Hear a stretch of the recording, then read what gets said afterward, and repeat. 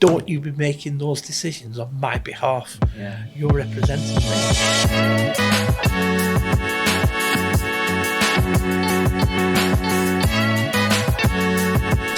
Yeah, we'll give you a job, yeah.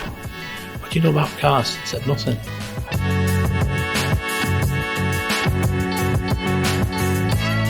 Okay, welcome to the Insights of Everything podcast. I think number 3 or 4. I can't keep count anymore. But today I've got Andrew Turner MBE, the chairman of Chorley Group and the founder of Chorley Group.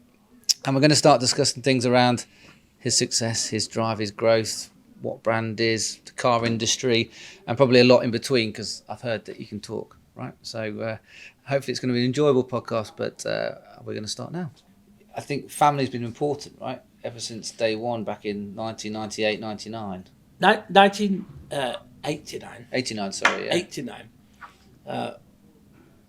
With Bugle in Motor. Bugle in Motor Company. Yeah. I worked, if I go back further than that, okay. Yeah. I've got 8 brothers and sisters.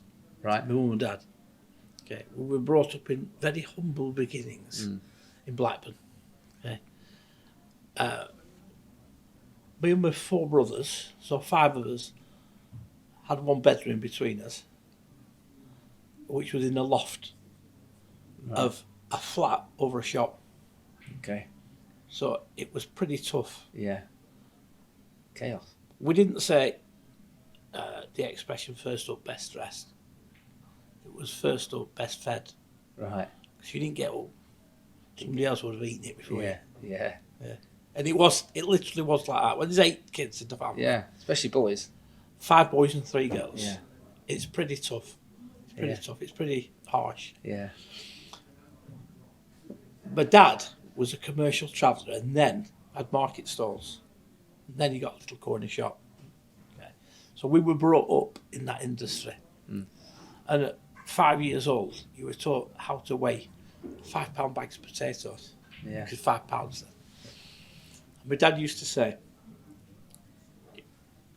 a sack of potatoes is £56, half hundredweight. Yeah. And he used to say, you need to get 12 £5 bags out of that £56 sack. Right. Well, that one out. Yeah. Yeah. Because when they're packing these bags on a farm, hold the sack up, potatoes go whoosh, and when it's full, wrap them up, put wire around it. They don't actually weigh it because it's full. Yeah. But it's slightly overfull. Yeah. Always slightly overfull. They're not going to spend time weighing it. No. So when you get in a bag of potatoes and you weigh £5, if you get £5 3 ounces because one's a big one, you take that out and find a smaller one. Yeah. So it's a £5 bag of potatoes. Yeah. Little tricks of the trade. Until you get it absolutely bang on. Right. And I always say, that was one of the basics that my dad used to teach us when we were kids, when we were being brought up. Mathematically, he had you like that. He'd say there's 12 bottles of ammonia, 12 bottles of bleach, VAT 17.5%, and I want a 20% margin on it. Can you price it up? This was all from the age of 5. You had to be able to work it out in your head. Yeah. And I'm assuming that benefited you when going to auctions and everything else. You probably It just makes you, I believe it gives you an agile mind. It makes your mind work, it makes your brain work, it gets you doing, doesn't it? Yeah, it does, yeah. It gets you doing. So then, I worked with my dad till I was 21 in the grocery, fruit and veg business. Yeah. At 21, I decided to leave because my mates had more money than me. Yeah. And I used to get paid off my dad if it was a good day or a good week. He'd pay you one amount, but if it was a bad week, he'd pay you a bit less. Yeah. And if it was a really good week, you might get a bit of a drink, a bit extra. Right. But I was 21, I was getting a bit older, and I wanted my own place, and I wanted my own car, and I wanted to do things. I couldn't do it. So I decided to get a job as a car salesman because I had a couple of mates who were car salesmen, and they had a company car. They were dead flashed because they had a company car. What was the car? Can you remember the cars they had?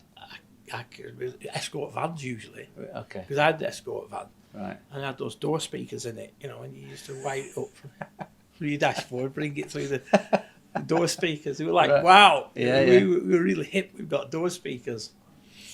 So when I was 21, I decided to get a job as a car salesman. So I heard about this place not far from us, Skelmersdale Motors it was called.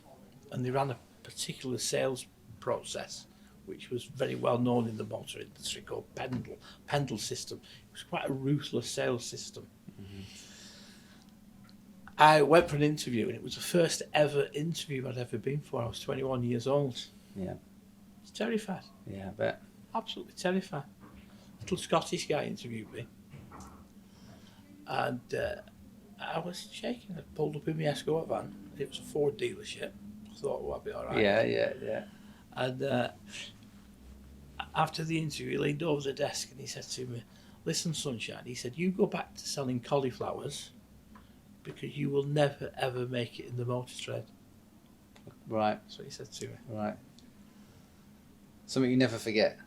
I'll never forget. There's a bigger reason why I never forget it as well. So I went out there in bits because it was the first interview I ever had. Kind of pick yourself up, dust yourself off, and I went down to a competitor of theirs, which was in Newton Willows. That was probably an hour and 15 away from where I was living at the time with my mum and dad. So it's a bit of a trek to get there.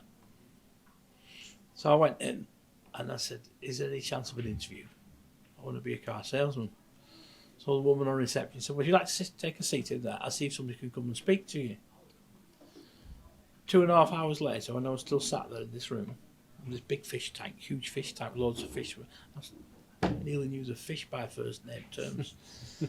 This guy came out, and an older guy, lovely fella, and he sat down in this lounge and started talking to me. And he just said to me, so, well, what have you done in the past? I said, well, I sold groceries, fruit and veg. He said, that's what I used to do when I was a kid. Mm.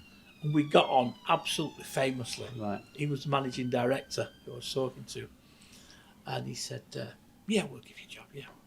What do you know about cars? I said, nothing. He said, what's that one that's going past the window now? I said, a red one. I didn't know anything about cars. I didn't know anything about them. So I got a job. I got a job there. So, because when I worked with the industry I was in with my dad, we used to have to be in the fruit and veg market at 5 o'clock in the morning. I bet. And because he also had an off licence, we were home till 10 o'clock at night. And because I'd been brought up in it, that was like the norm.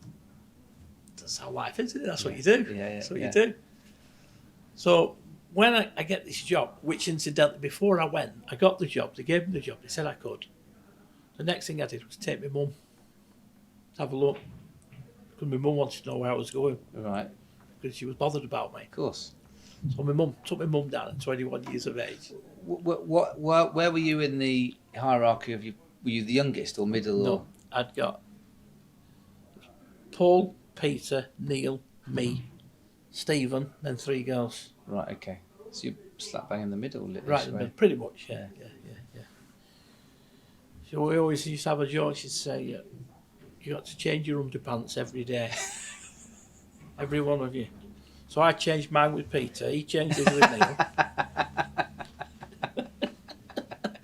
So I started working this place. Yeah. And I liked it. I liked it because apart from anything else, holiday camp. Right, yeah. And you got a car. Datsun 120Y. Datsun 120Y. See, you put petrol in it for you. Right. Unbelievable. And I got a basic wage. And this selling cars was like, it was pretty easy, to be honest with you. Right. It was no big deal. Talk to people. You didn't have to know what you're talking about because they knew more about it than you did anyway. Of course. They don't So know as long as you're nice to people and treat people right. But what you did before has obviously helped you because you would have had to talk to people on a regular basis, right? You could talk to people. You could talk to Different people. levels. I always believed that the secret to becoming a decent salesman, whatever it is you sell, is make friends with them. Yeah. And I started off, made friends with people, made them want to buy a car off me. Yeah. Might as well buy one off me and somebody else. I'm actually all right with you. Yeah. So I moved up the ranks fairly quickly, and this was in Newtley Willows. That was 1981. One of the first things I did was, it didn't open till 9 o'clock. Well, I was a little bit like, what am I going to do up until 9 o'clock? Yeah, you're already up, ready to go. Change your pants and good I to used go. to get there. I used to get there 7 o'clock in the morning. So I started opening up earlier to catch the customers that might be dropping a service car off. So I'd get those customers. I'd get chatting with them and do a little bit of extra business, or at least set the scene for later on in the day. At night time, they used to close at 7 o'clock, and it was like, what am I going to do tonight? Yeah. So it wasn't long before we were open till 9, and if we were open till 9, you had customers that you were there till 10, and it became a challenge to get last orders. Right. So, So did you start to change a bit of the culture there, or was it just you doing it? So what started to happen was the culture started to change. Yeah. The whole culture of the business started to change, and with a lot of the old hands that had been there long before me, I'm a young kid. I'm only 21. Yeah. There's this whippersnapper, 40, 50-year-old, and they're all going, whoa, just stop this. But of course, the manager was saying, we like this. Yeah. We like this. So I got promoted within about 16 months of being there. And then I got promoted again. And then I got promoted again. And then I was asked if I'd go and run my own branch over in Wigan, which was 20 minutes away. So I went and opened a Vauxhall dealership, because this was Nissan where I was before. I went to open this Vauxhall dealership. And they'd already got the dealership, but it was in dire straits. It was not doing very well. So I went in there and very, very quickly turned it round to the extent that we ended up having to move because the place couldn't cope with the volume. Right. So within 2 years, we had to move into Wigan town centre, where this new big place had been built. Because I might forget, we now own that. Right, do you? Yeah. Nice. Own that. Is that nice? Is that like a sort of nostalgic thing for you? Yeah, a bit of a coup. Yeah, lovely. Yeah. Over the door of the place I started working, it used to say, the UK's largest Nissan dealer, Datsun dealer at the time. For 3 consecutive years, we were the biggest Nissan dealer in Europe. And so you look back and think, that's a bit of a coup, isn't it? Of course it is, yeah, that's absolutely, yeah. So I then, my son was born in 89. Yeah. The business had been sold out by now. And then it had a management buyout, then it got sold out, it got sold out again 3 times over the course of about 2 years. And I was getting very, very, very uncomfortable with it. Right, okay. My son had been born. My wife wasn't too good. She'd been a bit poorly. And I just had enough. Yeah. Just had enough. And I had a row with my boss. And I walked out. The trouble is when you're in the motor industry, you've got a company car and you walk out. That's exactly what you do. Yeah. You walk. Yeah. Keys are thrown behind you or taken off you. Yeah, no of course. keys. So off you go. So I walked then back to Chorley, where I lived at the time, where I still live, which was a fair old walk, hour and a half walk back home. And I had a chance to ponder my thoughts. Oh, yeah, I was going to say, that would have been interesting, an hour and a half walk, wouldn't it? A bit of a pondering my thoughts. As I walked through the door, my wife said... Did you stop and ever think, I need to turn back round again at any point? I wasn't going back. No. I wasn't going back. And I got home and got the baby. And I took the baby out then for another hour and a half. Right. Left the missus on her own. By the time I came back, because she was a little bit concerned when I'd walked out, that we were young, we were only young. We'd got a mortgage. We'd got a house that was partly refurbished. We'd got 2 rooms. We'd got a bedroom, kitchen and a bathroom. The rest of the house was still in need of refurbishment. Yeah. And I said, we're going to have a do on our own. She said, well, how are we going to do that? We've got credit cards up to the hilt with no money because I'd bought the house. Yeah. And even though I was earning well, I'd bought the house and I was spending well. Yeah. So some things never change in life, do they? No. for most people. So decided to have a do on our own. So I said, come on, let's pick up the paper and see if we can find a cheap car. Sounds mad, doesn't this? So we It might be bad to a few people listening, thinking you picked the paper up to try and find a car. But I remember doing that. The My evening first paper. car, yeah. Like it's your Evening Post. We found this Mini Clubman Estate car, 1979 on a T, 28,000 miles, no MOT on it. And we managed to negotiate with them until we got them to agree to £110 this car. The only problem was we hadn't got £110. So we borrowed 50 quid off my mum. We borrowed 50 quid off my wife's mum. And we had a tenner of our own. And the reason it ended up at £110 was because that was all the money we could actually muster. Yeah. We couldn't have given 150 because we couldn't get 150. Yeah.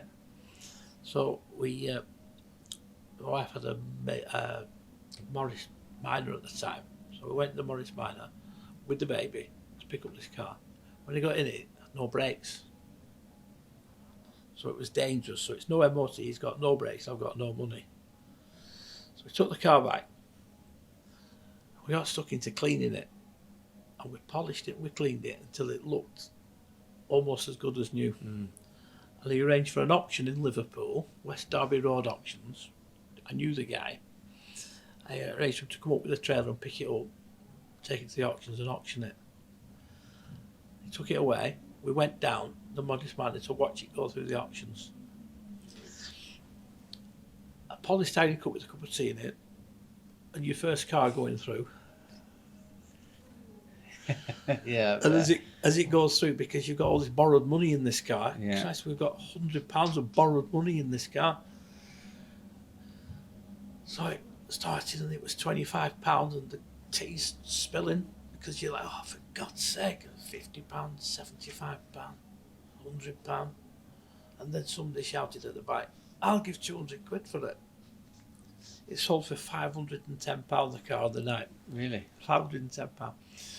I'd spilt most of the tea by then. Yeah, by then, yeah. Because part of it was spilt at the beginning, then it stabilised, and once it got to £300, I was spilling it all. Yeah. So on the night, we'd got, what a night. You can Yeah, imagine, yeah. a night. Yeah. So we went to the auctioneer and we said, is there any chance of paying for it tonight? He said, oh, well, like that. We'll send a cheque out to you next week. I said, well, is there any chance of paying us cash tonight if we take a bit less? The guy who I knew said, you don't need to take any less. I'll sort out the cash for you tonight. So he paid us £510 less his charges on the night. Mm. On the way home, we stopped at the Little Chef on the East Lancs Road. We had an Olympic breakfast to celebrate and a bottle of Gerber baby food for the baby. We went home, dropped 50 quid off with my mum and 50 quid off with my mother-in-law. You didn't give him a bit extra then? No. No. And we were off. Yeah. We were off. Amazing. And so then from then on, we bought 3 cars for £100. Yeah. We might pay one for £75. We only dealt in cars that we could get a few of. Yeah. But very quickly, if you're buying a £75 car and getting 250 for it, you can buy 3 next time. Yeah. Can you? So what we were good at was polishing them and grafting. Yeah. Grafting. We were used to grafting. Mm. You know, we worked hard. And so we built it from there on. And then we got a little used car pitch that we opened with 8 cars on because they had to be better cars to sell retail. Yeah. Couldn't sell scrap. So we opened with 8 cars on.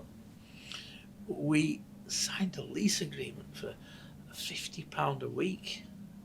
£50 a week we rented this pitch.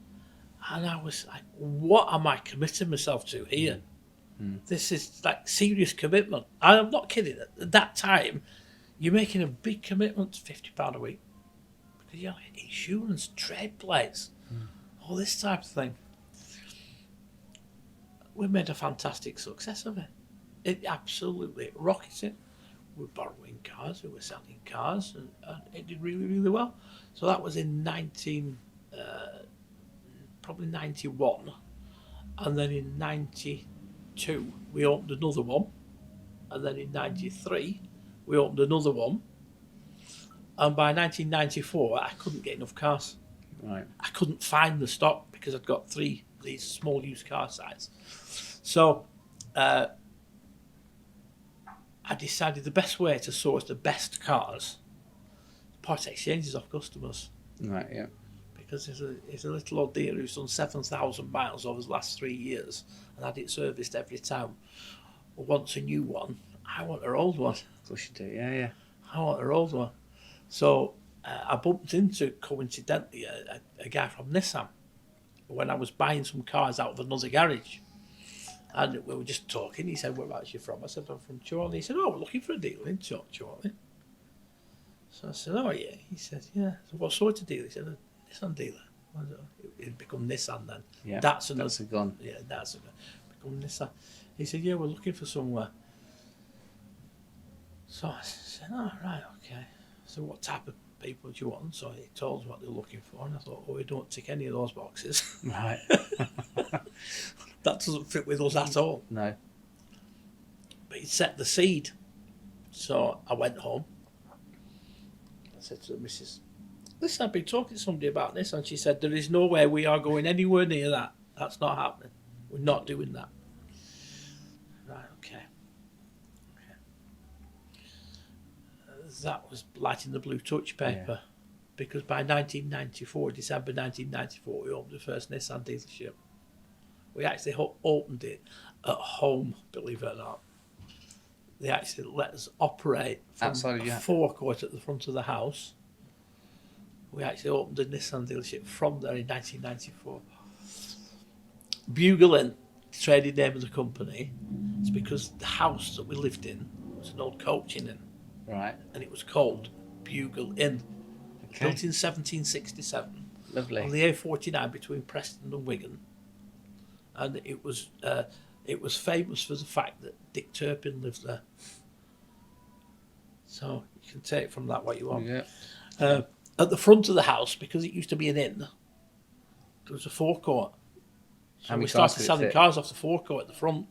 Right. And then, when Nissan came along, we actually turned the forecourt into open Nissan place. My son will always tell you, they say, "How long have you been with Nissan?" He said, "Since I used to wake up with parts in my bedroom."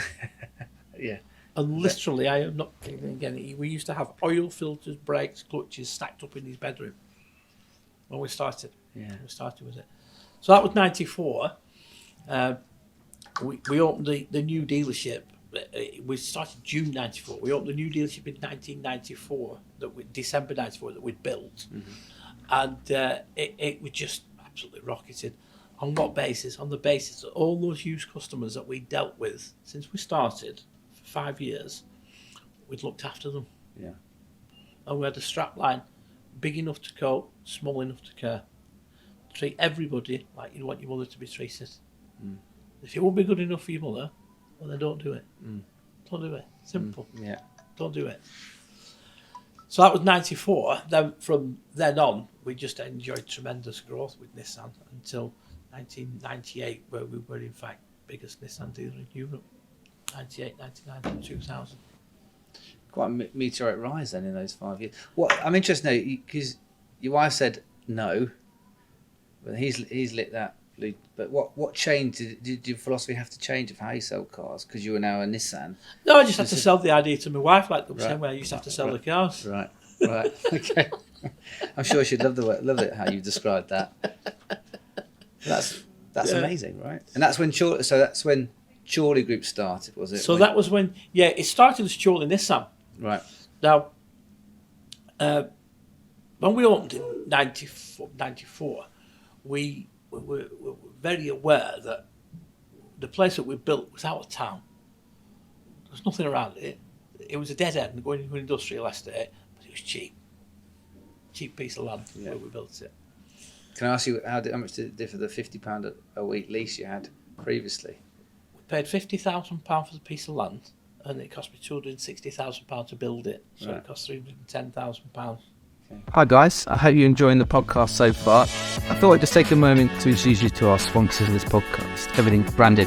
Everything Branded are the UK's #1 distributor of promotional products. They have thousands of options for you to choose from pens to bags to mugs and everything in between. They pretty much got everything that you need to promote your business. So please check them out, and I hope you enjoy the rest of the podcast. When we started moving with used cars, we needed to get some money. So we got dressed up, suit, got a new suit to go to see the bank manager. Okay, Yeah. see the bank manager. We sat downstairs in the bank. Very, very apprehensive because we're going to see the bank manager. We got taken to the lift, went up in the lift, sat in front of John Mileson, huge desk. Me and Mrs. sat opposite him with a business plan on the back of a fag packet. And he said, Start of all good business plans, aren't they? well, he said, I quite like you. He said, and I'm going to give you £20,000 to help you get going. We walked out that bank, absolutely cheering. The first person rang was my dad. Dad, we've managed to get £20,000 from the bank to help grow the business. My dad said, what rate? I never really thought about that. No, wasn't the number that stuck in your head, was it? No. Never even thought, literally, never even thought about it. I was young, I was wanting to get going, I wanted to drive it. It wasn't really that relevant. I did actually find out what the rate was. Yeah. What It was was it? 15%. Really? Think about that compared to today. It's Yeah. 50%. Yeah. 1989. Yeah. Check the books. 1989, 15%. They're all a learning curve, aren't they? Don't you Of course just it is. learn? Yeah. Don't you just learn? I'll tell you what, do you think I borrowed tons without knowing what the rate was Yeah, now? not ever since. Not a chance. No, Not a a chance. chance. Not a No. chance.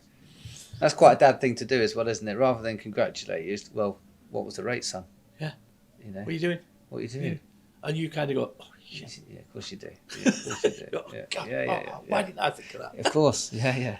So from then on, we obviously we had 5 Nissan dealerships now, and then we took on in the recession of 2008, the motor trade. Well, the world was in a mess, but there were dealerships closing left, right, and centre. Loads of car garages closing down. In Blackpool, one that closed down was Kia.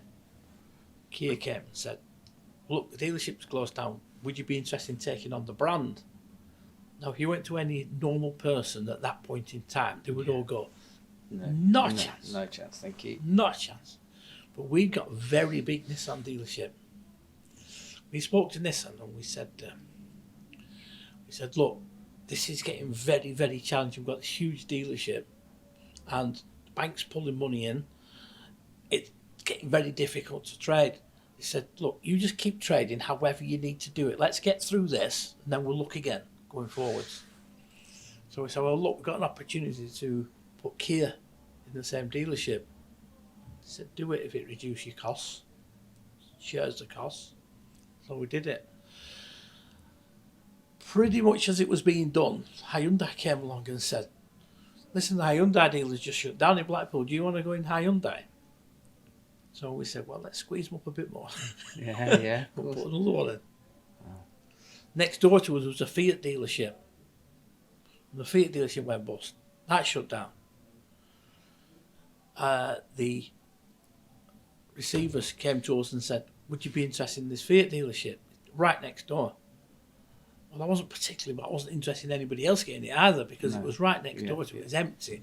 It would be very easy to make our site much bigger because we just literally knocked a wall down. So we leased the site and we got Fiat to back us to go in and reopen this Fiat dealership. And because it'd gone bust, the receivers couldn't get rid of it. We walked in there and Fiat gave us 12 grand to walk in. Yeah. So again, going back most years, it was a few quid that. Yeah. When you've not got any money, 12 quid, 12 grand's quite a lot of money. Yeah. So we opened up with relatively little, well, almost positive cash. Yeah. Not really because we had to buy stock, but So we opened in 2009 another dealership when everybody else is closing, and at that point we opened Fiat, Kia, Hyundai, and everybody was going, what are they doing? They were thinking we were having a birthday. We weren't. We were just balancing the books. Really. Yeah. All these different brands. Do you think that was? Do you think that? I mean, I could ask you the question. There's probably 100 different pivotal moments, but do you think that was one defining moment of in your sort of history? You've mentioned a few already, but could that have been for the future of the business? That was a great decision at the time. It was potentially the saviour of the business at the time because we were very heavily geared. It's a very cash hungry business, is the motor industry, because cars are expensive. You have a lot of cars in stock. It's plenty of money, no matter how big you are. If you've got no money and you've got one, it's cash hungry. If you've got 10 grand and you've got two at 10 grand, it's cash hungry. You're always chasing the cash, constantly chasing the cash with it. And as you grow bigger and bigger and bigger, it doesn't stop that. You just have more stock, more cars. You got more cash flow, but it just helps with the. But it was probably one of the things that put us on the map a little bit more. But that's now grown to. What we got? One Kia, Hyundai. Shortest open under Hyundai. We've got 4 Citroen. We've got 16 franchised outlets now. Here's a question for you. You've got 16 franchised outlets. Is there any brands in the car industry you've passed on or you wish you'd had? We've only ever terminated one brand or fallen out with one brand. Right. Who's that? That's Fiat. Oh, really? Fiat. Fiat is now part of an organisation called Stellantis, and we now are building a very strong relationship with Stellantis, which it's quite perverse is our job. You always be careful who you fall out with on your way up, because of course. they have a habit of joining again at some point. So we don't fall out with people anyway. That's not what we're like. We just don't do that. We're not about falling out. We're about getting on with doing the job. We don't fall out with customers. We don't fall out with suppliers.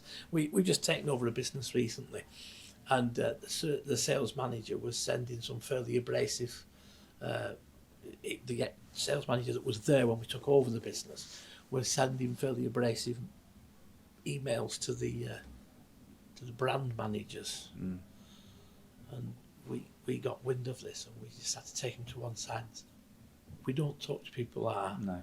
It's not what we're about. No. It's not how we talk. We don't address people in that manner. No. You don't get anywhere with it. It doesn't help you. No, but I think it's, if you don't mind me saying it, it's kind of, I don't know a lot about the car industry, but sometimes I'm sure it can be extremely cutthroat.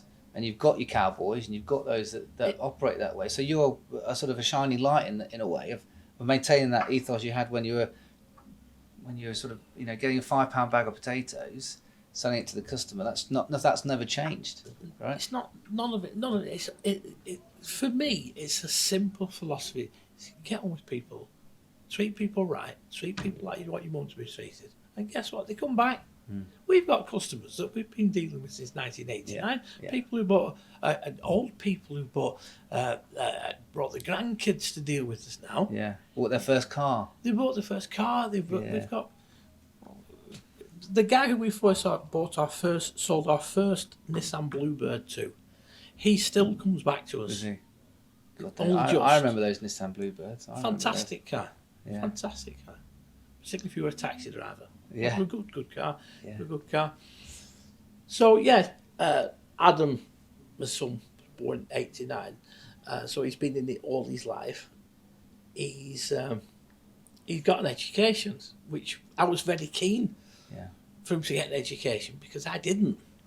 And I thought it makes a difference. And if ever there was something that we did that was the right thing to do, was insist on him getting a good education.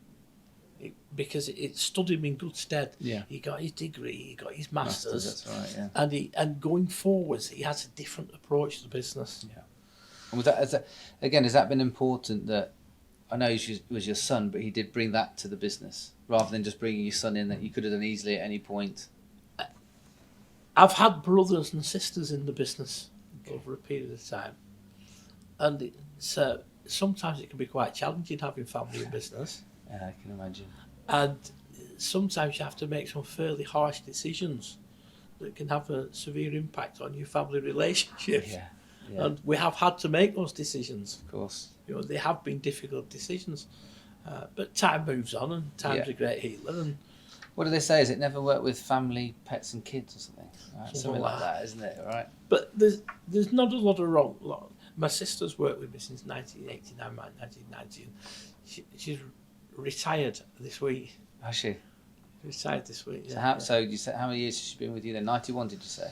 So she's been nearly 30 odd years. Yeah. She just retired this week. It's been a really emotional. I bet it has. Emotional time. Do you know by average? Because from a business terms, you've talked about lifetime value of a customer, right? Without probably saying those three letters that people long for in a business to get the perfect lifetime value. You sort of made it, manufactured it already. Do you know how long's your average tenure within your business of someone working for you? Do you know? We actually have a statistic, which I can't actually remember what it okay. is, but we have, obviously my sister's been with us since 91. We also have a salesman who's been with us since 1991. When people start working for us, they generally see the career out. Yeah, really. And in COVID times, we'd got a number of people who were in the 60s who were thinking, I'm going to do another 5 years. I might do another 4 years. And he brought it all forward. So we had a bit of a refresher through COVID period, because quite a few people said, enough's enough, I'm retiring. Yeah. Which left a little bit of a hole in some ways, but it gave us the opportunity to restructure as well. And I've always been a big advocate of young people. Right, okay. I believe that young people are the way forwards. Yeah. I'm now told that I'm not actually allowed to say that because we've got this ageism thing. Right. We can't say that. Feel free to say it here, don't worry. But I believe in young people. Yeah. I believe there's obviously a lot more longevity in a young person than there is in an old one, obviously. Yeah. But they've got brighter minds and sharper minds. And sometimes for the better, sometimes for the worse. But I've been there, done that. I've worn that T-shirt. It's in a way it's come back full circle where you're now the MD interviewing that young person who's knocked on the door and said, "Can I have a job?" Absolutely. And you've seen something in them that you absolutely. Have. Yeah. And something that I always feel is an important thing when you're interviewing something, and not everybody agrees with me, but I'll interview somebody and I'll say to them, "What does your mum do?" "What? What does your mum do for a living?" They look at you, well, what's that got to do with it? What's your dad do? Yeah. What do your brothers do? I want to know about them. Yeah. I want to know about the individual. What's your hobbies? I want to know about that individual. I want to know more about them.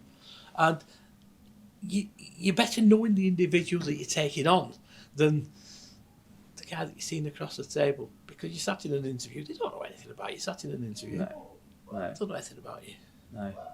It's tricky, and it's within that 45 minutes hour. It's quite hard to get out.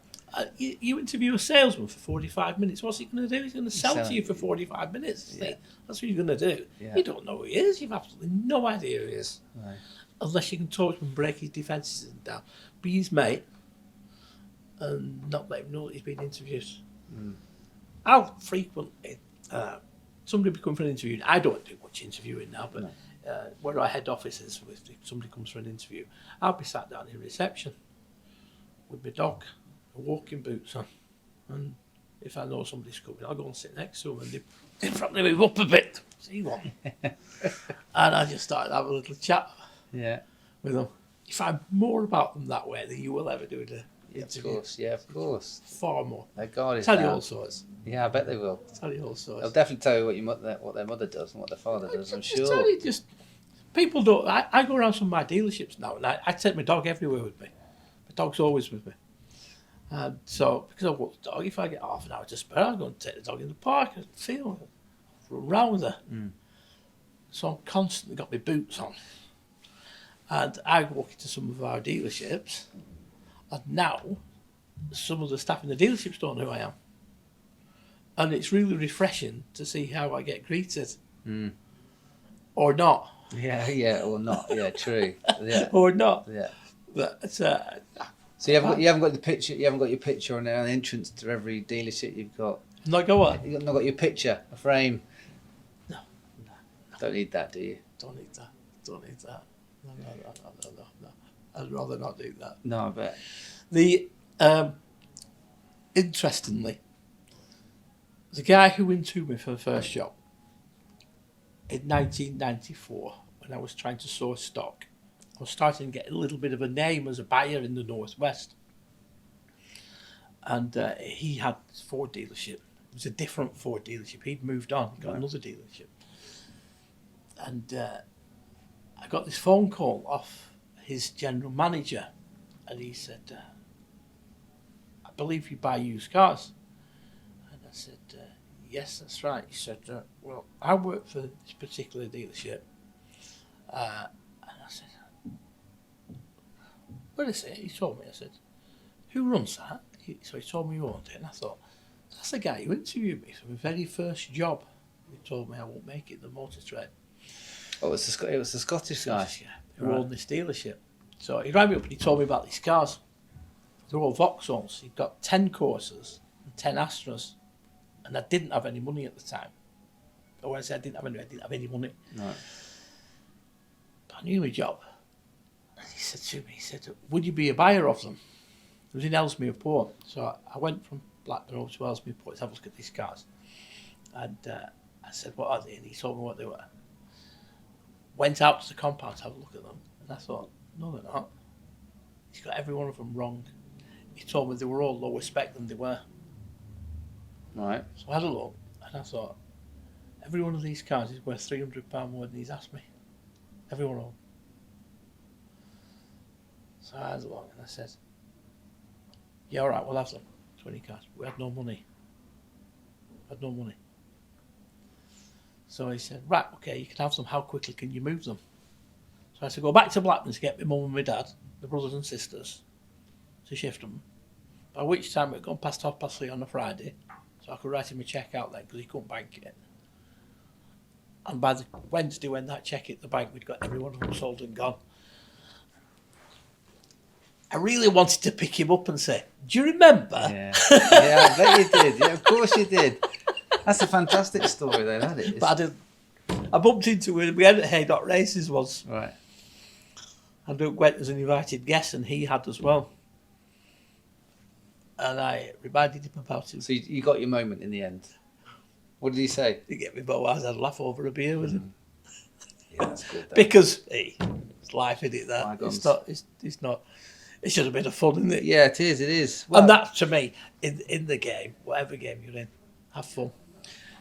If you're not having fun, don't do it. no, well that's yeah. Well, Don't do it. we all wish we could always have fun all the time. It doesn't always work that.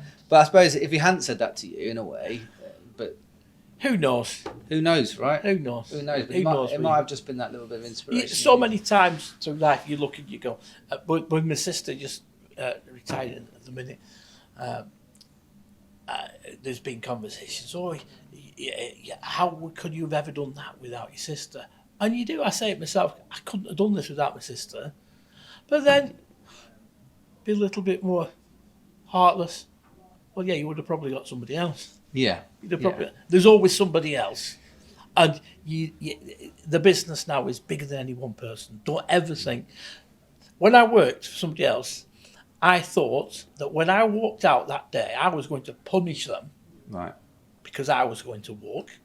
Right, I'm walking. Yeah. You're going to be in that shit now. I went back a week after, nobody knew me. Yeah. Moves on sometimes, doesn't it? Life moves on. Don't ever think that you're bigger than the business. You're not. No one individual's bigger than any business. No. If it's run right, it's run right. Well, but it sounds like it has been right, and I think we could probably sit here for a lot longer and talk about brand and some other bits, but I think it's more of the ethos of the culture you created in it, created everything else, and as long as it works and you get the right people do the right things. The culture has become a word, hasn't it? On LinkedIn and all these social media chats, culture, and you start going, why do people talk about culture? What? Well, it's a what is label. It's a culture? label, right? It's We a like to label. label stuff, don't we? Yeah. It's attitude, isn't it? It's attitude. It's the way people deal with things. It's is it culture? Is it attitude? Is it professionalism? It's having some warmth, isn't it? It's having some discipline, warmth. It's a wanting to do, isn't it? It's wanting to do the job for people. I have a head office. My office overlooks one of the Nissan dealerships, and one day when we've got this new ivory tower Nissan dealership, everybody's moved up a peg, and the guy pulled up in a Bluebird, and he went into the showroom, and I could see him from my office, and within 5 minutes he was walking back out, getting back in his car. I thought, well, what's just happened there? So I jumped out the chair and ran across the forecourt, managed to stop him at the gate, and I said, can I just ask you? I said, you've only been in 5 minutes and you've gone. He said, yeah. He said, I didn't think I didn't think you'd want it. He said, but I was just taking a bit of a chance. I said, what do you mean?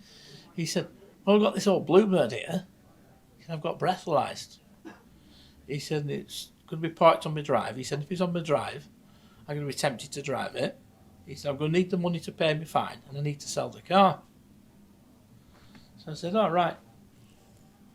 I said, how much you want for it? He said, well, I just need to get rid of it, really. He said, I can get a few £100 for it. So I said, well, what do you mean a few £100? He said, well, if I can get £200-300, he said, I'd be happy to sell it. So I said, all right, okay. Of course, he's gone to a franchise dealership, spoke to a salesman, and the salesman thinks, No, yeah. Also, the computer doesn't say no to a degree, right? that's not what we do. We don't deal in stuff like that. Yeah. So I said to the guy, okay, I said, let's have a quick drive in it. So he gave me a drive in it. I said, right, you're going to take £250 for it? He said, yeah. He said, I'll do that. Yeah, he said, that'd be, yeah. He said, when can you pay? I said, I can pay you now if you want. Have you got your documents? He said, yeah. I said, right, I'll get you the money. I'll give you a lift home. And I took it to a dealer on the way back who deals in cheap cars and sold it to him for £600 and got a lift home back to the garage. I went in and said, can I just ask which salesman told that customer that we don't deal in that sort of thing? Yeah. Wow. Because I've got news for you. Yeah. We deal in it if it's got a bit of profit in it. Yeah. And don't you be making those decisions on my behalf. Yeah. You're representing me. Yeah. And if you're representing me, you're representing looking for profit opportunities. Yeah. It's another great story though. And that helping is. people. Yeah. Don't just put people out. Whoa, just take a step back. Old lady getting in a little micro. And she's struggling to get in because she's quite elderly. And I ran over and I said, hey, are you all right there? I said, have you got the sort out? You fixed them? She said, yes, I've got booked in. I said, what have you got booked in for? She said, I'm having my tyre pressures checked. I said, all right. And when are they doing that? She said, a week on Tuesday. I said, all right, okay. Yes, they've told me to drop it off and they'll do it whilst I wait. I said, well, I'm going to do something better than that for you. She said, what? I said, come on back to the showroom. I said, I'm going to get you a cup of coffee. I said, and my dad was knocking around, and I said, because my dad was getting on a bit, I said, Dad, come and have a chat with this old lady here, will you, for me? So he sat in service reception, and I said to the lady, give me your keys. And I ran it around the bike, got the hose out, and checked the tyre pressures. Gave it to one of the lads to give it a wash, and I brought it back round, and I said, now then, I said, there you go, don't you be worried about coming back next Tuesday. Oh, how much do I owe you? You don't owe us anything. You don't owe us anything. And the old lady jumped in the car, as happy as anything, and off she went. Later that day, a granddaughter rang me up to thank me for what we'd done for her grandmother, to see if we could also find her a car that would have suited her. Look at that. And it cost nothing. Thin. It cost nothing. And is that culture? I don't know. Is it being a bit cute? I don't know. It might be being a bit cute. Maybe it is. It's treating people right and treating the way. People might call that old school as well, right? It's treating people like you want your mum to be treated, isn't it? You know, you don't want to book it in and get a bill for £54 for an hour's work, do you? No. For putting your tyre pressures up. But unfortunately, unless you can change that mindset in people at the front end, which is difficult for them, because that 40 minutes, half an hour, whatever it takes, the next thing is they've got me jumping all over them saying, why have you lost half an hour? Yeah. And they stand there and go, I can't win. No, true. I can't win here. True. But would you rather have that and have them explain to you what they did at that half an hour to remind you of what you've done over the past and say, do you know what, that's still the right thing to do, and in turn that will... What I like to see is that old lady walking back to her car with a smile on her face and a spring in her step and feeling like she's been done right. Yeah. Not feeling like she's now got to sort herself out next 2 weeks Tuesday. later. And that's corporate way of doing things. Yeah. Let's do it the proper way. Do you think unfortunately though, due to your success, you've become more corporate over the years because of just the scale? Systems, processes, procedures have to become more corporate. They have to do. I'm learning that, and I'm not very good at it. Even now you're learning, right? Even now I'm learning. Because my son is more corporate than me, but fortunately, he's been brought up in a particular way to have respect and treat people the right way. And he's been brought up that way. So as much as can possibly ever be, he still tries to maintain those standards. Yeah. My working day in the morning, I get up, take my little girl, school bus stop, drop her off at 7:30, and then I'm first into one of the dealerships. Every day. Do you pick one? Or do you always Yeah. I might pick one. I might think there might be a reason for me picking up a particular one. Sometimes I'll go and I'll park outside and ring Paul, or he'll be ringing me and I'll be just sat outside. Well, I'll be ringing you for sure. I'm sure he's ringing you. Yeah. I will have a laugh because I'll just say, I'll tell him, I'll be telling him, I'll be describing what's going on. Hey, I'll tell you what, Paul, this guy just turned up here now. Now, he should have been here at 8 o'clock, and it's 10 past now, and he's just arrived. And he's walked over, and I can see into his office now. He's put the kettle on. He's got his cereals out. Yeah. And with a bit of luck, he'll be starting work in 20 minutes. Yeah. And we've just lost half an hour. He should have been in at 1:45, have his breakfast, do whatever he wants to do, and he's ready to work at 8 o'clock. So I'm on these people, I'm on it all the time, somewhere, somehow. Drive them mad. Yeah. Drive them insane. I bet, well, do you think it gives them in the little back of the mind, Andy could be watching? And do you they like just that? don't know when I'm going to turn up. No. They don't know when I'm going to turn up. I had a security guard. So it was about 10:30 at night, and I was driving through Preston where we've got a dealership, and there was a security guard leaving on the barrier outside. Lovely evening, and I pulled up alongside him and I wound the window down. I said, "You all right, mate?" I said, "You work here?" He said, "Yes." He said, "I look after security." I said, "Oh, do you?" I said, "What's that involved then?" He said, "Not that really." I said, "Well, what do you actually do?" He said, "Well, come on about 8 o'clock," he said, and I just have a wander around and keep my eye on things. He said, "It's pretty good really," he said, because once it gets to about midnight, he said, everything's gone quiet. He said, "I can get my head down for a few hours then." He said, they keep telling me that you've got to be careful because the boss comes round and he might actually catch you. He said, "But he won't catch me." He said, "I'm far too sharp for that." I said, "All right." He said, yeah. That's brilliant. Right round the corner, rang his boss, and he'd be gone in an hour. Brilliant. So that's how I go about things. Yeah, I was outside one of our dealerships this morning. Only this morning, there was a wagon unloaded, an articulated wagon, 8 cars on, and he parked on the pavement with his ramps, half on the pavement, half on the road, struggling to get it off. I thought, what is he doing? It was busy. It was 8:30, busy road. I went and knocked on the gun. I said, "You all right there, mate?" I said, "Yeah." He said, "I'm just having a minute." I said, "You put your ramps down, you're not unloaded." He said, "No." He didn't know who I was. I got a bob on, a big coat, been walking the dog. He said, "No." He said, "Can I help you?" I said, "Yeah." I said, "Look," I said, "You're about to unload here." I said, "You're not where you're supposed to be." He said, "Oh, man, where am I supposed to be?" I said, "You go up that road, about 500 yards, turn left." I said, "There's a loading bay that you can park down there." So, thanks very much. Put your ramps back on. Went in the wagon, turned around and went up and unloaded. I went in the shop. I said, "Why the bloody hell did nobody else see him unloading that wagon there? Yeah. Why did it take me walking my dog to see him in that situation?" It's caring, isn't it? Yeah. Well, I mean, that happens quite a lot, I suppose, doesn't it? Paul's the same with us, at times. Or why is it that the boss has the ability to walk in at the wrong time? Great question. Do you ever get mystery shopped? Do you ever mystery shop yourself? No, not really. Let's try it. No, I'm not sure I want to, if I'm totally honest with you. I'm not sure I want to. I don't care how good you think you are and how good you think you're. I'm talking about me. I don't care how good I think I am or how good I think my processes are. If I mystery shop myself, I'm embarrassed. Yeah. Not all the time. No. Not all the time. No, but it is. We And do you know what they always say when you get mystery shopped? They say, "Oh, well, it was because." Yeah. That sounds like me. Because what? Because what? Because this was happening. Was that supposed to happen? Well, but that's supposed to happen.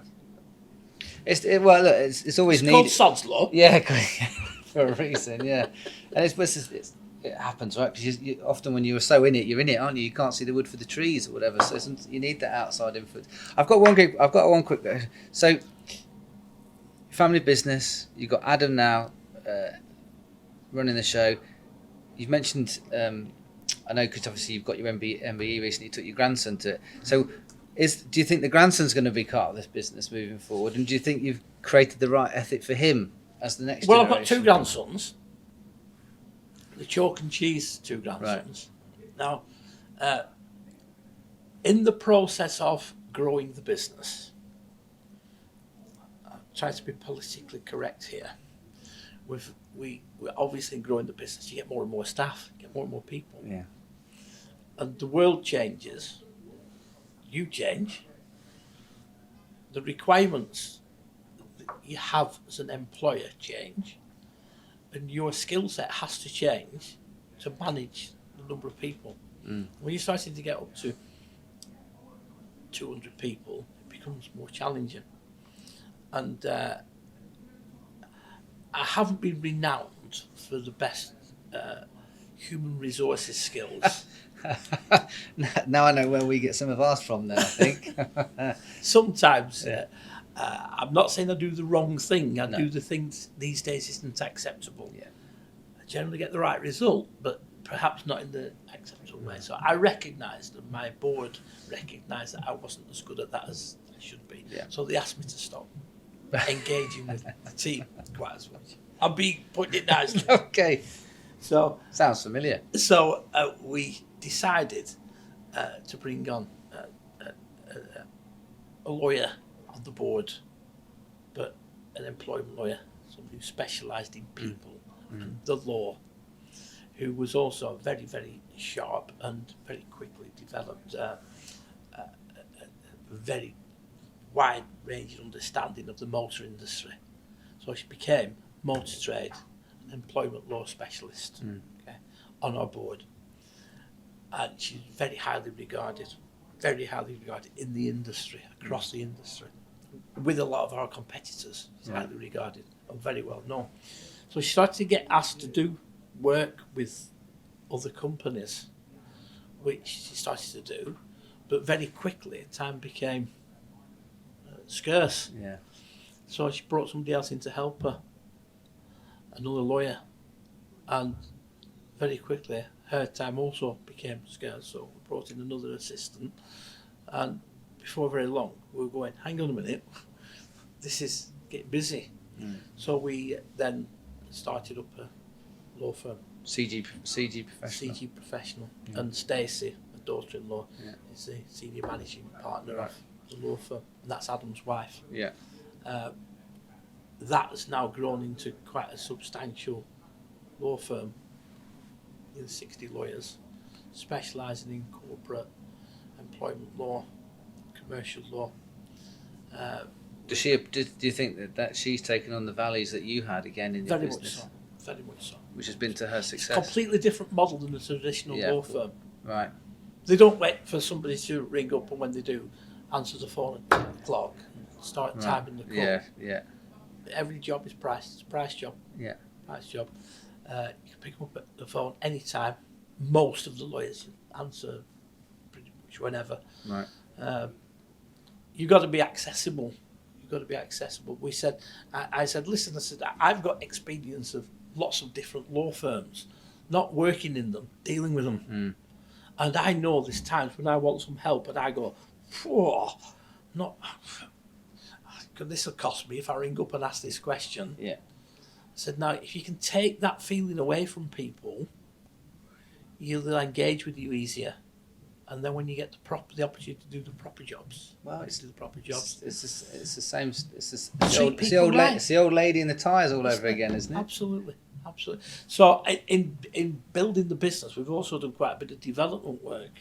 We built garages, we built various different things. So we've now got a development arm where we build apartments, we build showrooms, we build commercial stuff. Right. We do quite a bit of that.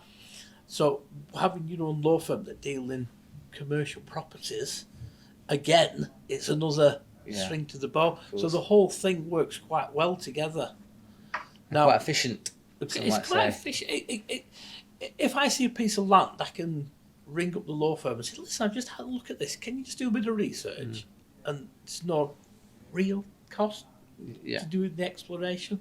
Whereas if a lot of other people did that, they would have to appoint the lawyer to go through the process. And the time. And it's the time. If I saw a piece of land on my way home today and I rang up and said, can you just get us a background on this? I'll have that information before I get home.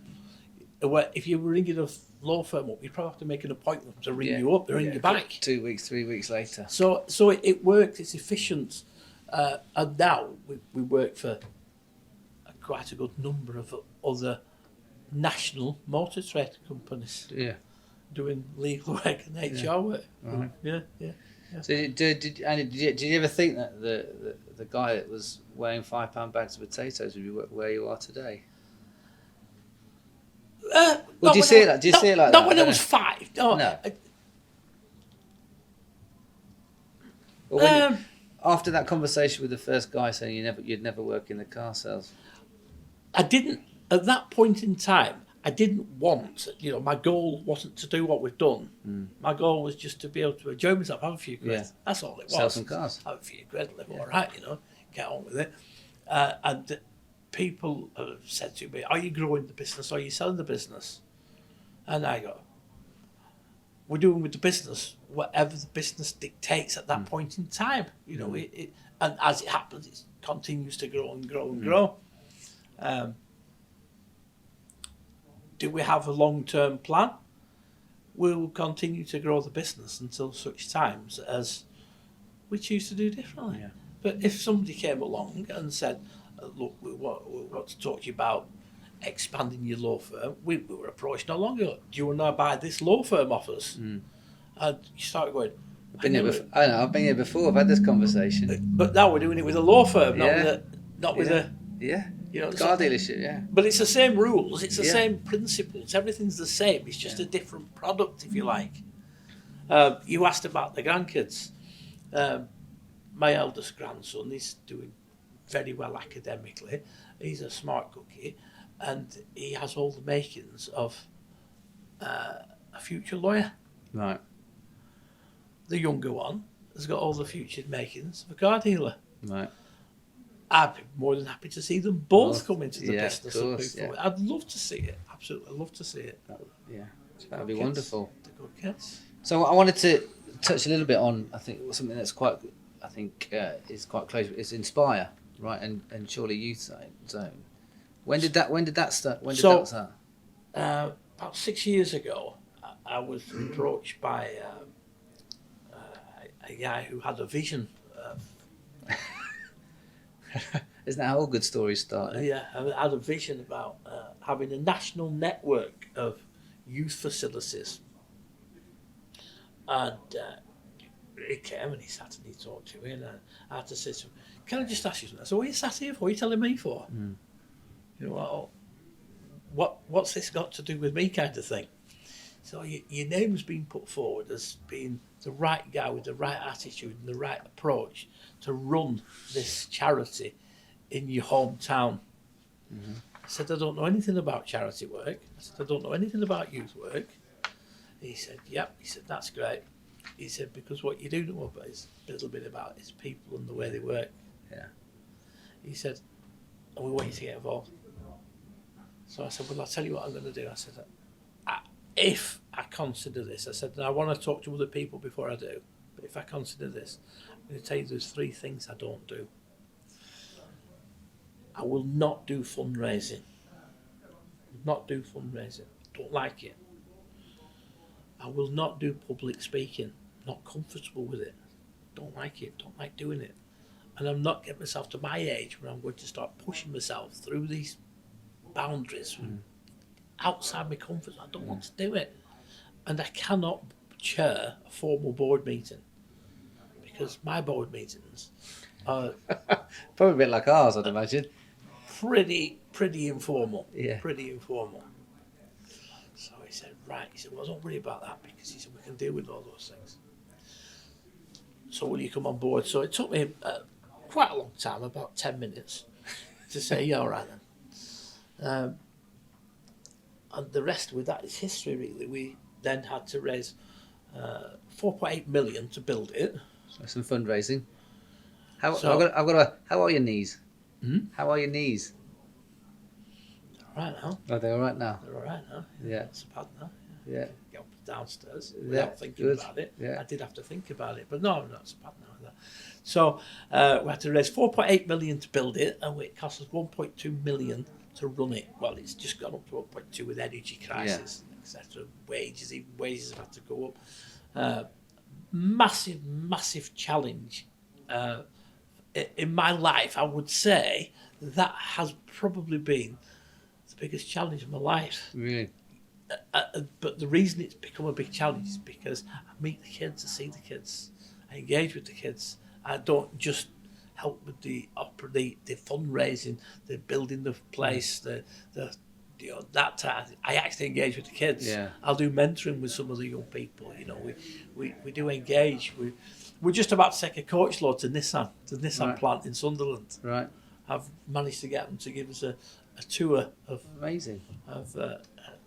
60 kids, underprivileged, abused, mental health issues, kids who've got nothing, kids who've got their arse hanging out, kids who swap their underpants with their brothers. Yeah, of course, right. These That type still of kids. happens, right? And I love them to bits, relate to Yeah. them. I know where they are, I know where Yeah. they've come from, I know what they're capable of.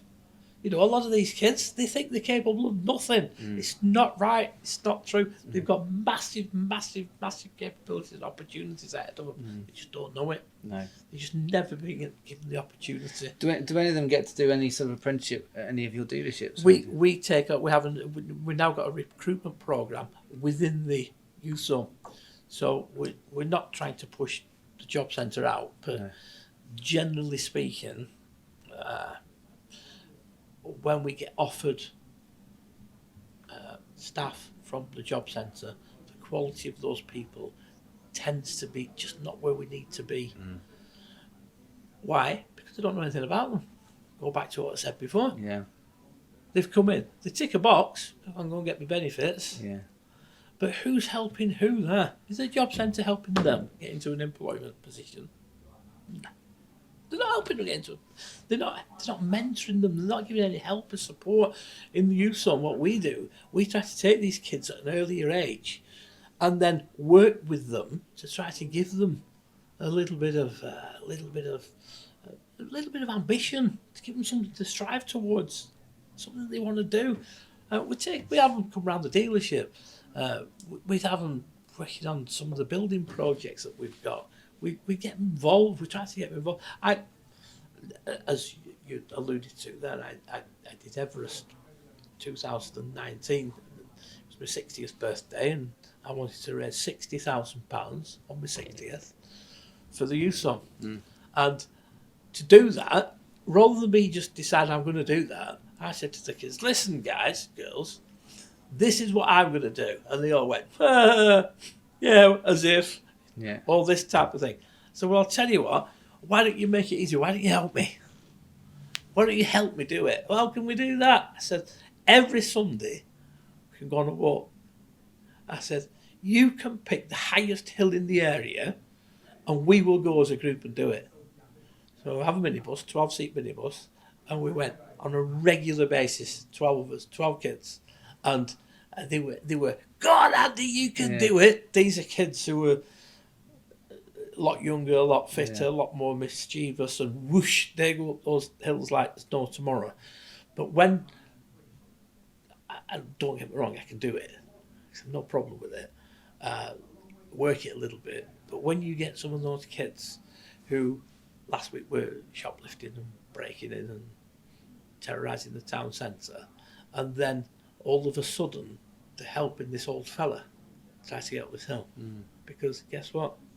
They actually quite like you. Because you're treating them right, treating them with some respect, and you're making friends with them. It goes right back again to the beginning of how you deal with people. Make friends with them. Yeah. Make friends with them. Quite simple, really. Eh? And they help me. And you get so much back from it. It's just, it's priceless. It's absolutely priceless when you see some of those kids. I bet Absolutely priceless. We've got two girls who they've been members since the beginning, and one of them's playing for Fleetwood Town, and one of them's playing for Preston Juniors, Preston North End Juniors, and those two girls will actually make it somehow in women's football. Do it absolutely brilliant. Yeah. We've got girls who we've taught, girls and boys who we've taught to play musical instruments, who were they get their own band together. I'm talking about teenagers here playing at the Royal Albert Hall. I've got a video on my phone of a group. The lad is this big, plays the guitar and sings on the stage at Royal Albert Hall. Amazing. With another of the girls from the youth zone who's playing the drums. Amazing. Can you imagine what that does here? Yeah, yeah. For me, No, I'm like, yeah. it just absolutely melts me when you see it, when you see the difference. So does that mean, I mean, I want to allude to, obviously, you were awarded an MBE, and that's been a proud moment for yourself, I suppose. But in grand scheme of things, is that a prouder moment than watching someone on the Albert Hall play guitar and the drums, or is it just different? I get far more out of watching the kids and what they've achieved than what I've achieved. What I've achieved was fantastic. You know, I enjoyed every minute of it. I went down to London with my son, my grandkids, my current missus and the kids. You know, we had a fantastic couple of days away, and it was absolutely memorable. It was fantastic. It was absolutely fantastic. But ultimately, and the MB wasn't all about that, because it's about, the MBE was for services to Chorley, which is my hometown, because we don't just do the youth zone stuff. That has become my passion. But we also work with local MenCap. That's right. Yes. We work with the local football club, big supporter. We work with a lot of schools. But these relationships that you build with these people, if you work it to the nth degree, whilst you're giving them plenty, you can get something back out of them. Because people, you engage with people, you meet people you wouldn't normally meet. You know, you get chatting with people, and if they're young people and they've got a little bit of spark about them, let's be ruthless. Let's get them on board. Let's make some money out of them. Yeah. You're giving a little bit back, aren't you? Yeah. It's just a big circle, isn't it? But you've got to treat people right. You've got to be right by people, haven't you? You've got to treat them like you don't want your mother treated. If it's not good enough for that, then don't do it. Right. Don't do it. I always like to say, when somebody leaves our company, for whatever reason they leave, I'd say to the team in an exit interview or whatever else might be happening for them to be leaving, because it's not all a basket of roses. No, you know, of course it isn't. we can dress it up, but there's plenty of bad things as well. What I always say is, I need to be able to go into the pub and for them to want to buy me a pint. When I bump into them in a pub at some point, even though they've gone and they've moved on, they've got to understand that this is because it's not working between us. It's not because we don't like you. It's not because we think you're a bad person. It's because it's not working. The dynamic's not right. We move on, and if we can help you in the future, help you in the future. Most people who leave us by choice come back. Today. Most people. Which is, we don't get a lot of people leaving. But when they do, I have a lad who started working for me when I ran a Vauxhall dealership in 1985. He came for an interview with me out the army. He was on leave at the time. And he was only young, then 85. I gave him a job while he was on leave on the basis that he rang me at 2 o'clock the following day. He was a driver in the army, and the following day he was driving to Germany in the convoy. You see the convoys going down the motorway of military vehicles. Yeah. He was driving one of the wagons. He said, I can't guarantee I'll ring you at 2 o'clock because I'll be driving in this convoy. I said, well, I can't guarantee I'll give you a job at 5 past, and I won't make my mind up at 5 to. I said, so you're going to have to ring me at 2 o'clock tomorrow. Right. Because that's the only time I'll be able to make a decision. Right. And he said, he was only, he was about 18 at the time. He said, well, how am I going to do that? I said, that's not really my problem. And in 1985, we didn't have mobile phones. Right. So what did he do? His wagon overheated. Oh, did it? The services. And he rang me from Did the he? motorway service Brilliant. at 2 o'clock on the dot. Brilliant. He still works for me. Did he? Brilliant. Yeah, it still works for me to this Brilliant. day. Yeah.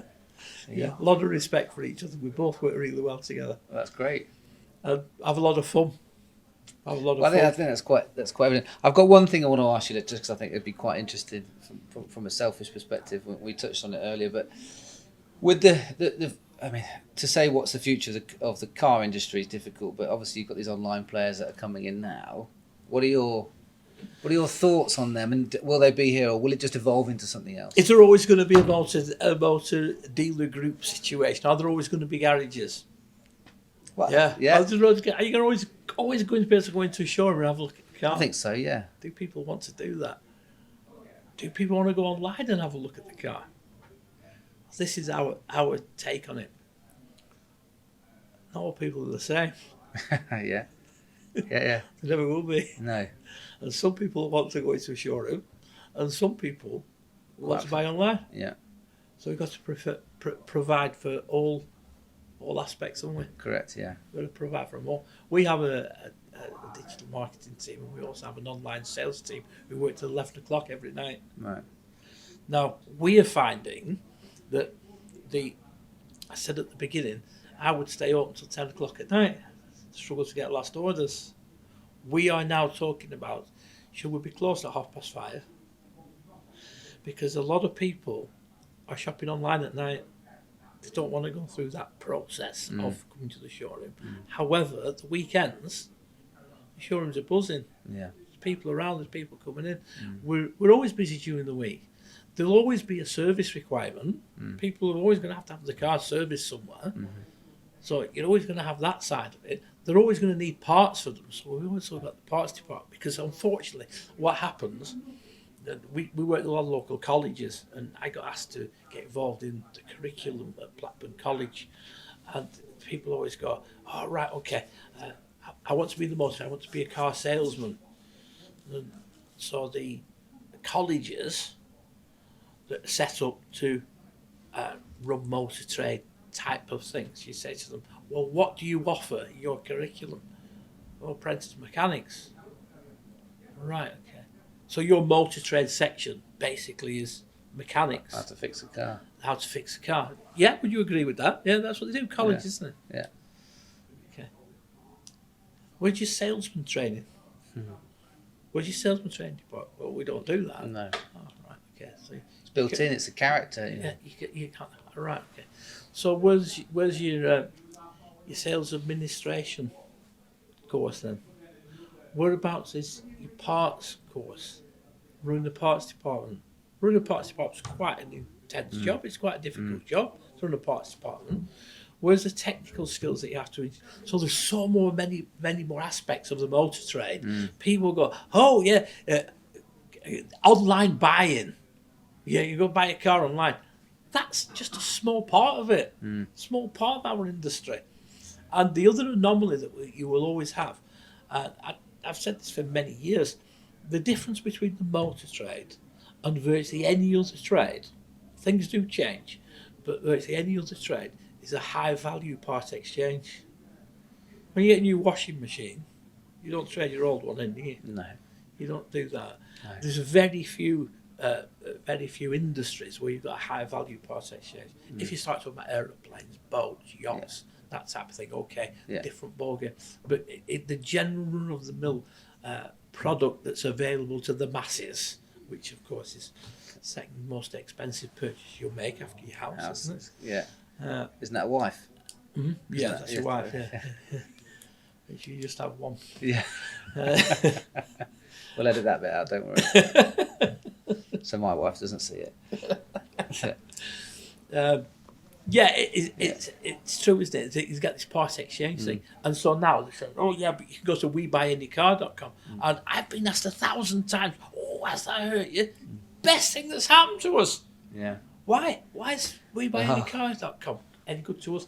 It's good to us because historically, you've probably done it. You've gone into a car dealership, have you? Yes. Yeah. You looked at a car. Before you got there, you already knew which car you wanted. Yeah. Because you've researched it online. Yeah, of course. Yeah. You probably even know what colour you want. Yeah. Spec. You couldn't have done that 25 years ago. No. You know what spec you want. Yeah. You know what you want. Leather seats. You know what type of leather now, don't you? Vegan leather. Not vegan leather, huh? Really? Vegan leather. Wow. Yeah, great, isn't it? You know what car you want. So you go in and you say, I'm looking for an Audi RS3 in green. And today they go, well, you'll get one in 3 years. Yeah. Yeah. That's right. Well, you say, well, all right then. Well, I won't go for the green. Is that one available for sale over there? Because it'll just about fit. Yeah, we can sell you that. Right, okay. How much will you give me for mine? Yeah. Yeah? Yeah. Is that what you did? Yeah. Yeah. What would you do now if you were going to go part exchange? Oh, jeez. You would probably, before you went, because you spent all that time doing all that research on the car you want to buy, what you would probably do is you would then go online and see how much your car's worth. Yes. Of course you would, yeah. You get an idea, wouldn't you? You got an idea. The most difficult part of the conversation when you were selling a car was when that customer said to you, how much will you give me for mine?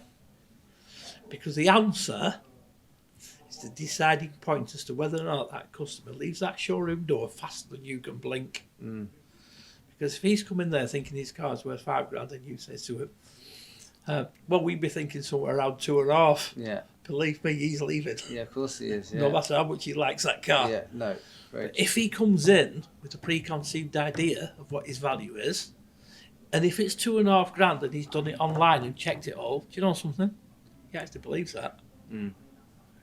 Don't believe one of those dodgy showroom salesmen with the sheepskin coat, does he? Of course, no. But because he's done it online and he's checked it, he might go, oh, God, I thought it was a bit more than that. Yeah. So then he goes on Auto Trader and checks that as well. I suppose it's not that far away. Yeah. Because people always have a perception of the value of their own stuff. Of course they do. And it's always higher than it really is. Yeah. Whether it be your house, whether it be your shoes, whether it be whatever it is. Yeah. You know, Well, there's an attachment value, isn't there? You watch all that, you think it's worth more money than it is. Yeah. When it comes to actually turning it into cash. Yeah. Well, Andy, I've really enjoyed it. It's been an hour and 20 minutes. So it's, well, you did say, right? I think I was timing the first one.